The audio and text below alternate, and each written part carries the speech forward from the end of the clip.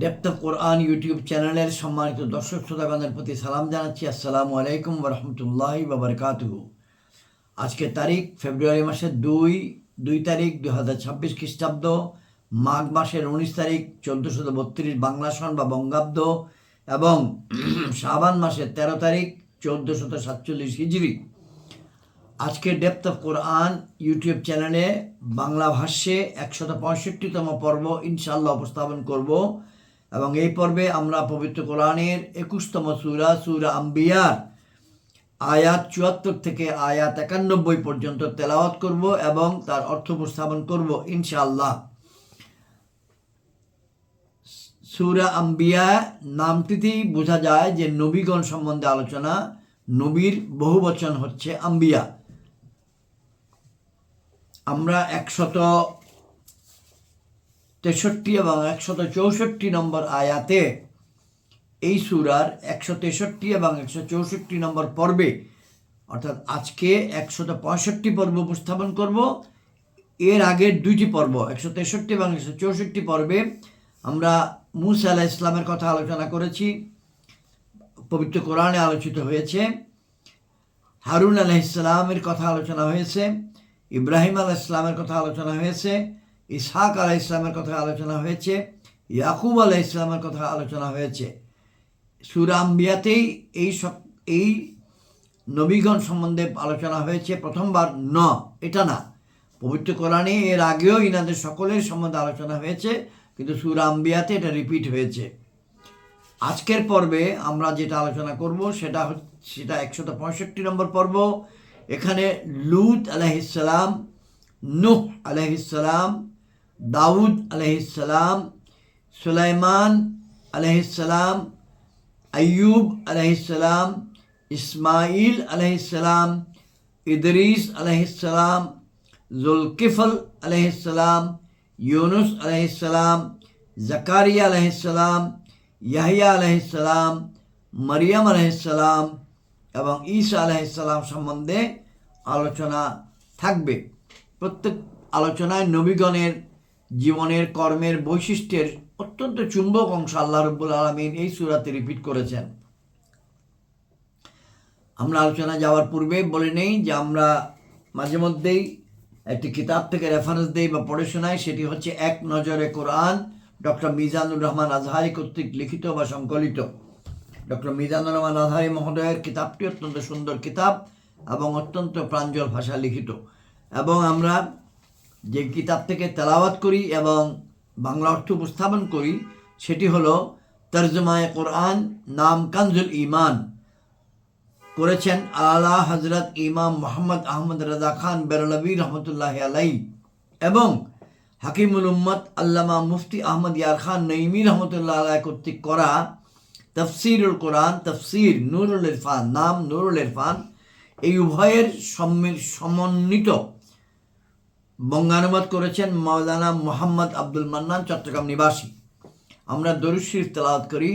আল্লাহুম্মা সাল্লি আলা মুহাম্মাদিন ওয়া আলা আলি মুহাম্মাদিন কামা সাল্লাইতা আলা ইব্রাহিম ওয়া আলা আলি ইব্রাহিম ইন্নাকা হামিদুম মাজিদ। আল্লাহুম্মা বারিক আলা মুহাম্মাদিন ওয়া আলা আলি মুহাম্মাদিন কামা বারাকতা আলা ইব্রাহিম ওয়া আলা আলি ইব্রাহিম ইন্নাকা হামিদুম মাজিদ। আল্লাহুম্মা সাল্লি আলা মুহাম্মাদিন ওয়া আলা আলি মুহাম্মাদিন কামা সাল্লাইতা আলা ইব্রাহিম ওয়া আলা আলি ইব্রাহিম ইন্নাকা হামিদুম মাজিদ। আল্লাহুম্মা বারিক আলা মুহাম্মাদিন ওয়া আলা আলি মুহাম্মাদিন কামা বারাকতা আলা ইব্রাহিম ওয়া আলা আলি ইব্রাহিম ইন্নাকা হামিদুম মাজিদ। اللهم صل على محمد وعلى ال محمد كما صليت على ابراهيم وعلى ال ابراهيم انك حميد مجيد. اللهم بارك على اللهم صل على محمد وعلى ال محمد كما صليت على ابراهيم وعلى ال ابراهيم انك حميد مجيد. اللهم بارك على محمد وعلى ال محمد كما باركت على ابراهيم وعلى ال ابراهيم انك حميد مجيد. صلى الله عليه وسلم صلى الله عليه وسلم صلى الله عليه وسلم. أعوذ بالله من الشيطان الرجيم.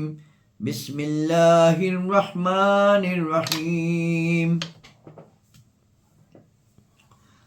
ولوطا آتيناه حكما وعلما ونجيناه من القرية التي كانت تعمل الخبائث إنهم كانوا قوم سوء فاسقين وأدخلناه في رحمتنا إنه من الصالحين. ونوحا إذ نادى من قبل فاستجبنا له فنجيناه وأهله من الكرب العظيم ونصرناه من القوم الذين كذبوا بآياتنا إنهم كانوا قوم سوء فأغرقناهم أجمعين وداود وسليمان إذ يحكمان في الحرث إذ نفشت فيه غنم القوم وكنا لحكمهم شاهدين ففهمناها سليمان وكلا آتينا حكما وعلما وسخرنا مع داود الجبال يسبحنا وتطير وكنا فاعلين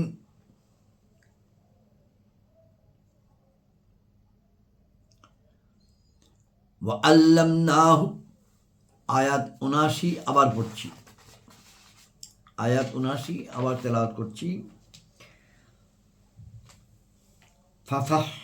ففهمناها سليمان وكلا آتينا حكما وعلما وسخرنا مع داود الجبال يسبحنا والطير وكنا فاعلين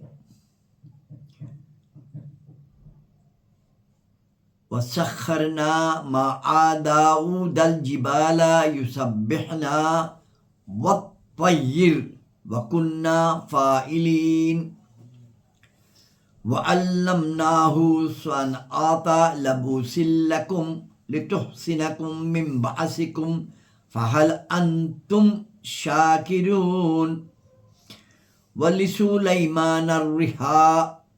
ولسليمان الريح آسفة تجري بأمره إلى الأرض التي باركنا فيها وكنا بكل شيء عالمين ومن الشياطين من يغوصنا له ويعملون عملا دون ذلك وكنا لهم حافظين وأيوب إذ نادى ربه أني مسني الضر وأنت أرحم الراحمين أني مسني الضر وأنت أرحم الراحمين فاستجبنا له فكشفنا ما به من ضر وآتيناه أهله ومثلهم معهم رحمة من عندنا وذكرى للعابدين وإسماعيل وإدريس وذا الكفل كل من الصابرين وأدخلناهم في رحمتنا إنهم من الصالحين وظنون إذ ذهب مغاضبا فظن أن لن نقدر عليه فنادى في الظلمات أن لا إله إلا أنت سبحانك إني كنت من الظالمين فنادى في الظلمات أن لا إله إلا أنت سبحانك إني كنت من الظالمين فاستجبنا له ونجيناه من الغم وكذلك ننجي المؤمنين وزكريا إذ نادى ربه ربي لا تذرني فردا وأنت خير الوارثين فاستجبنا له ووهبنا له يحيى وأصلحنا له زوجه إنهم كانوا يسارعون في الخيرات ويدعوننا رغبا ورهبا وكانوا لنا خاشعين والتي أحسنت فرجها فنفخنا فيها من روحنا وجعلناها وابناها آيات للعالمين সাদাকাল্লাহুল মাওলানা আযীম ওয়া সাদাকা রাসূলুহুন নবিয়্যুল কারীম। আয়াত ৭৪ থেকে আমরা এখন বাংলা অর্থ উপস্থাপন করছি। কোনো কোনো জায়গায় আমরা প্রাসঙ্গিক কোনো টিকা পড়ে শোনাব। আয়াত ৭৪। আর লূতকে আমি রাষ্ট্রীয় ক্ষমতা ও জ্ঞান প্রদান করেছি এবং তাকে এমন এক জনপদ থেকে উদ্ধার করেছি যারা অশ্লীল কাজ করত। নিশ্চয়ই তারা মন্দ লোক, নির্দেশ অমান্যকারী ছিল। এবং আমি তাকে আপন করুণার মধ্যে প্রবেশ করিয়েছি। নিঃসন্দেহে সে আমার একান্ত নৈকট্যের উপযোগীদের অন্তর্ভুক্ত। আয়াত ৭৬। এবং নূহকে যখন সে ইতপূর্বে আমাকে আহ্বান করেছে তখন আমি তার প্রার্থনা মঞ্জুর করেছি এবং তাকে ও তার পরিজনবর্গকে মহাসংকট থেকে উদ্ধার করেছি।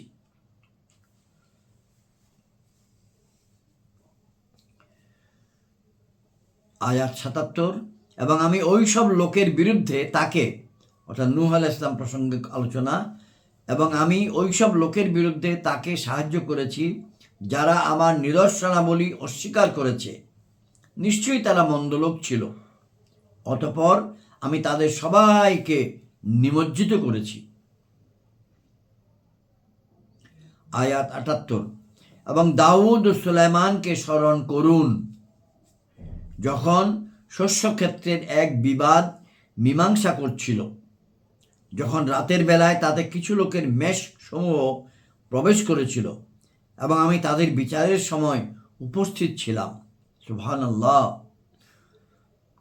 এখানে একটি টিকা পড়ে দেওয়া প্রয়োজন মনে করি। পৃষ্ঠা নম্বর ৮৭১, টিকা নম্বর ১১৪, সূরা আম্বিয়া, আয়াত ৭৮-এর টিকা। হযরত দাউদ আলাইহিস সালাম ওই সময় সালতানাতের তখতে সমাসীন ছিলেন, অর্থাৎ তিনি রাজত্ব করছিলেন, নবী ছিলেন। আর হযরত সুলাইমান আলাইহিস সালাম অল্প বয়স্ক ছিলেন। দাউদ আলাইহিস সালাম পিতা, সুলাইমান আলাইহিস সালাম পুত্র। সুলাইমান আলাইহিস সালাম অল্প বয়স্ক ছিলেন। সুলাইমান আলাইহিস সালামের বয়স শরীফ শুধু 11 বছর ছিল। একটা মুকাদ্দমা হযরত দাউদ আলাইহিস সালামের দরবারে পেশ হলো।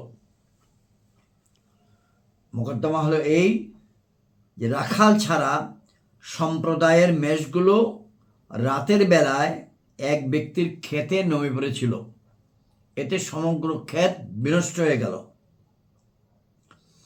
হযরত দাউদ আলাইহিস সালাম, এটা টিকা ১১৫। হযরত দাউদ আলাইহিস সালাম এই মোকদ্দমার ফয়সালা এমনভাবে করলেন যে মেষগুলো ক্ষেতের মালিককে ফিরিয়ে দেওয়া হোক, কেননা ওই মেষগুলোর মূল্য এবং সাবারকৃত বা ক্ষতি হয়ে যাওয়া ক্ষেতের মূল্যের সমান ছিল। বাদী ও বিবাদী যখন সেখান থেকে বিদায় নিল তখন হযরত সুলাইমান আলাইহিস সালাম বললেন, আপনি যে ফয়সালা করে দিয়েছেন তার থেকেও সহজ পন্থা থাকতে পারে। আমরা আয়াত ৭৯-তে যাই। আমি ওই বিষয় সুলাইমানকে বুঝিয়ে দিয়েছি এবং উভয়কে রাষ্ট্রীয় শাসন ক্ষমতা ও জ্ঞান দান করেছি। আর দাউদের সাথে পর্বতকে অনুগত করে দিয়েছি। ওইগুলো পবিত্রতা ঘোষণা করত এবং পক্ষীকুলকেও। আর এই সব আমার কাজ ছিল। আমরা ওই টিকায় ফেরত যাই। ১১৫ নম্বর টিকা। সুলাইমান আলাইহিস সালাম তার পিতাকে উদ্দেশ্য করে বললেন, আপনি যে ফয়সালা করে দিয়েছেন তার থেকেও সহজ পন্থা থাকতে পারে। হযরত দাউদ আলাইহিস সালাম হযরত সুলাইমান আলাইহিস সালামকে শপথ দিয়ে বললেন, তাহলে বলো। তিনি ইরশাদ করলেন, ক্ষেতের মালিককে মেষগুলো সাময়িকভাবে দিয়ে দেওয়া হোক, আর মেষের মালিক তার ক্ষেতটায় পুনরায় চাষাবাদ করবে। যখন ক্ষেত ওই অবস্থায় পৌঁছে যাবে যেই অবস্থা তা বিনষ্ট হওয়ার পূর্বক্ষণ পর্যন্ত ছিল, তখন ক্ষেতের মালিক মেষগুলো সেগুলোর মালিককে ফেরত দিবে আর নিজের ক্ষেত নিয়ে নেবে। ইত্যবসরে ক্ষেতের মালিক মেষগুলোর দুধ ইত্যাদি ব্যবহার করবে। হযরত দাউদ আলাইহিসসালাম এই মীমাংসাটাই কার্যকর করেছিলেন বা করলেন। আয়াত ৮০, এবং আমি তাকে তোমাদের এক পরিধেয় ব্র্যাকেটে বর্ম তৈরি করা শিক্ষা দিয়েছি, যাতে তোমাদেরকে তোমাদের ক্ষতি থেকে রক্ষা করে। অতঃপর তোমরা কি কৃতজ্ঞতা প্রকাশ করবে?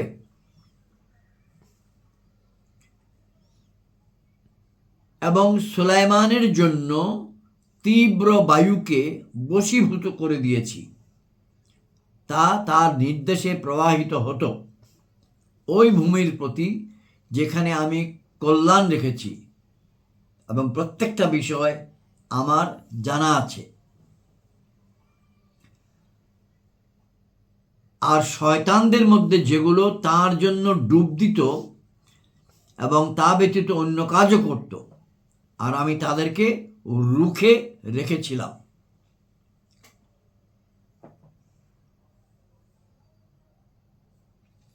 যখন এখানে একটি ছোট্ট টিকা, যে সুলাইমান আলাইহিস সালাম যেহেতু বায়ুকে আদেশ দিতে পারতেন এবং বায়ু তার বশীভূত ছিল, তিনি আপন সিংহাসন থেকে সকাল সন্ধ্যায় বের হয়ে বাতাসে উড়ে এক মাসের দূরত্বে ভ্রমণ করে আসতেন।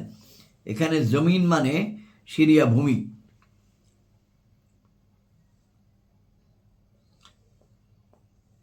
আয়াত ৮৩, এবং আইয়ুবকে স্মরণ করুন যখন সে আপন রবকে ডাকল, আমাকে দুঃখ কষ্ট স্পর্শ করেছে, এবং তুমি সমস্ত দয়ালুর মধ্যে সর্বাধিক দয়ালু।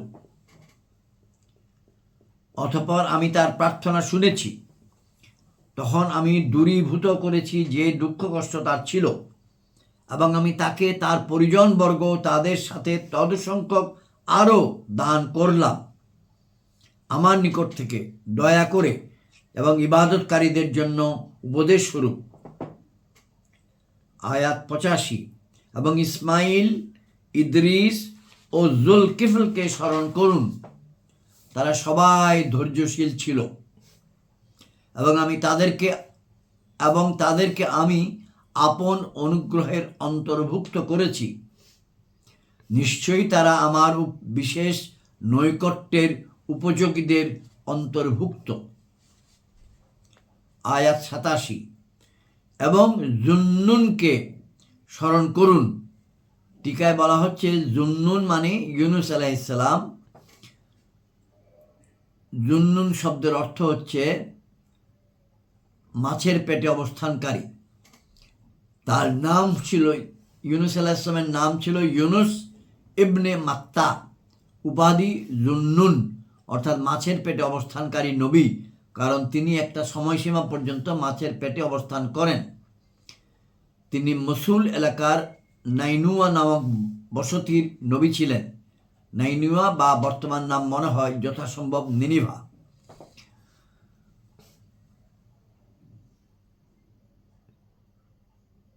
আমরা আয়াত ৮৭ আবার পড়ি, এবং জুন্নুনকে স্মরণ করুন যখন ক্রোধ ভরে চলল, তখন মনে করল যে আমি তার উপর প্রতিবন্ধকতা সৃষ্টি করব না। অতঃপর অন্ধকার রাশির মধ্যে ডাকল, কোনো উপাস্য নেই তুমি ব্যতীত, পবিত্রতা তোমারই, নিশ্চয়ই আমার দ্বারা অশোভন কাজ সম্পাদিত হয়েছে। তখন আমি তার প্রার্থনা শুনেছি এবং তাকে দুশ্চিন্তা থেকে উদ্ধার করেছি, আর এভাবেই উদ্ধার করব মুসলমানদেরকে। আয়াত ৮৭-৮৮ মধ্যে কয়েকটি টিকা আছে।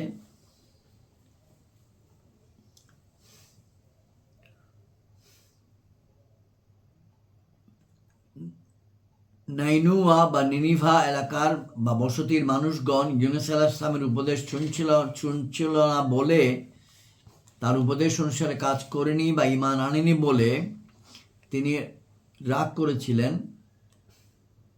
এবং তিনি শহর থেকে বের হয়ে চলে গিয়েছিলেন। তিনি একটি সাগরের তীরে গিয়ে কিস্তিতে আরোহণ করেছিলেন। সমুদ্রের মাঝখানে পৌঁছালে কিস্তি থেমে গেল। কিস্তির মাল্লাগণ বলল, মনে হচ্ছে এই কিস্তিতে আপন মুনিব থেকে পলায়নকারী কোনো বান্দা আরোহণ করেছে। লটারি দেওয়া হলো। সেই লটারিতে নাম বের হলো ইউনুস আলাইহিস সালামের। তিনি বললেন, বাস্তবিকই আমি হলাম ওই বান্দা, এবং নিজেই সমুদ্রে লাফিয়ে পড়লেন। তখনই একটা মাছ তাকে গিলে ফেলল। অন্ধকার রাশি বলতে বুঝিয়েছে রাতের অন্ধকার, সমুদ্রের অন্ধকার এবং মাছের পেটের অভ্যন্তরে অন্ধকার রাশি।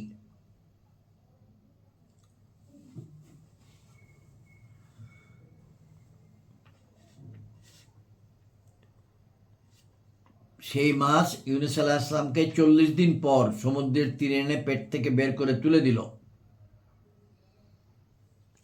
সুবহানাল্লাহ। আমরা এখন 89 নম্বর আয়াতে আছি, আয়াত 89।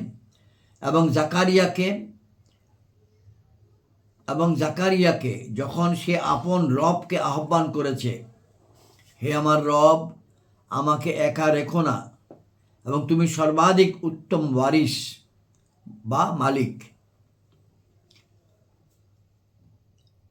তখন আমি তার প্রার্থনা কবুল করেছি এবং তাকে দান করেছি ইয়াহিয়াকে, এবং তার জন্য তার স্ত্রীকে যোগ্যতা সম্পন্ন করেছি। নিশ্চয়ই তারা সৎকর্মসমূহের তাড়াতাড়ি করত এবং আমাকে ডাকত আশা ও ভীতির সাথে, আর আমার দরবারে বিনীতভাবে প্রার্থনা করত। আয়াত 91। এবং ওই নারীকে যে নিজ সতীত্বকে রক্ষা করেছে, অতঃপর তার মধ্যে আমার রূহ ফুঁকে দিয়েছি, এবং তাকে ও তার পুত্রকে সমগ্র বিশ্বের জন্য নিদর্শন করেছি। অর্থাৎ মরিয়ম আলাইহিস সালামের কথা বলা হচ্ছে এবং ঈসা আলাইহিস সালামের কথা বলা হচ্ছে। এ প্রসঙ্গে বিস্তারিত আলোচনা ইতিপূর্বক হয়েছে। আজকের আলোচনা 74 থেকে 91 নম্বর আয়াত পর্যন্ত। তবে অন্য পর্বে করিনি, এই পর্বে আমি একটু রিপিট করব কয়েকটা জিনিস। সেটা হলো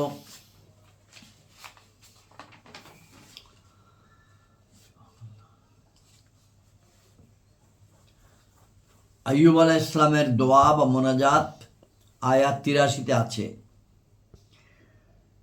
এবং আইয়ুবকে স্মরণ করুন, যখন সে আপন রবকে ডাকলো, আমাকে দুঃখ কষ্ট স্পর্শ করেছে এবং তুমি সমস্ত দয়ালুর মধ্যে সর্বাধিক দয়ালু। রব্বাহু আন্নী মাসান্নিয়াদ দুররু ওয়া আনতা আরহামুর রাহিমিন। এবং ইউনুস আলাইহিস সালামের দোয়া, কোনো উপাস্য নেই তুমি ব্যতীত। তিনি মাছের পেটের ভিতরে অন্ধকার থেকে দোয়া করেছিলেন আল্লাহ রাব্বুল আলামিনকে প্রতি, কোনো উপাস্য নেই তুমি ব্যতীত, পবিত্রতা তোমারই, নিশ্চয়ই আমার দ্বারা অসমান কাজ সম্পাদিত হয়েছে। লা ইলাহা ইল্লা আনতা সুবহানাকা ইন্নী কুনতু মিনাজ জালিমিন। জাকারিয়া আলাইহিস সালামের দোয়া 89 নম্বর আয়াত, ইউনুস আলাইহিস সালামের দোয়া 87 নম্বর আয়াত, এবং জাকারিয়া আলাইহিস সালামের দোয়া 89 নম্বর আয়াত। হে আমার রব, আমাকে একা রেখো না, এবং তুমি সর্বাধিক উত্তম ওয়ারিস। রাব্বাহু রাব্বি লা তাজারনি ফারদাও ওয়া আনতা খায়রুল ওয়ারিসিন। আল্লাহ রাব্বুল আলামিনের প্রতি, আল্লাহ রাব্বুল আলামিনকে স্মরণ করে আল্লাহ রাব্বুল আলামিনের নবীগণ যে দোয়া করেছেন সেগুলো অত্যন্ত উত্তম দোয়া। আমি তাই রিপিট করলাম। আজকের আলোচনা, এই পর্বের আলোচনা এখানে শেষ। আসসালামু আলাইকুম ওয়া রাহমাতুল্লাহি ওয়া বারাকাতুহু।